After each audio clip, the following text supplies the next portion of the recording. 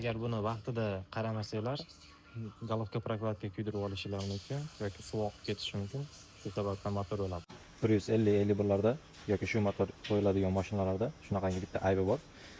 Coolant bypass stack open or short to ground degan ashka chiqib qoladi. Hop, bu ashka mana shu bypassdan keladi. Bu yerda elektronli bypass bor. Shu zakarati qilib qoladi. Buni qanday tekshirsa bo'ladi?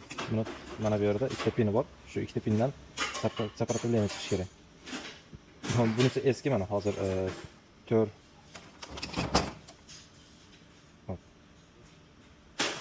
ohm chishyapti. Почти bu short degani. Hop, bunisi yangisi mana 16, 15, 17 simetriya pagodaga qarab. Agar pagoda issiqroq bo'lsa kamroq ko'rsatadi, sovuqroq bo'lsa ko'proq ko'rsatadi. Hozir 20 gradus.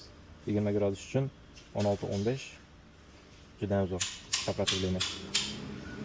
Ba'zida bu oqib ketadi. Imенно mana shu stekerning o'zidan oqib ketadi. Oqib ketib, prям short to ground degan ashga chiqib qoladi. Buni almashtirish uchun shu hamma narsasini ochish kerak bo'ladi. 2-3 soatlik ish. Shu sababli agar chek yonsa vaqtida kelib diagnostika qildirishingiz kerak. Shuni almashtirishingiz kerak.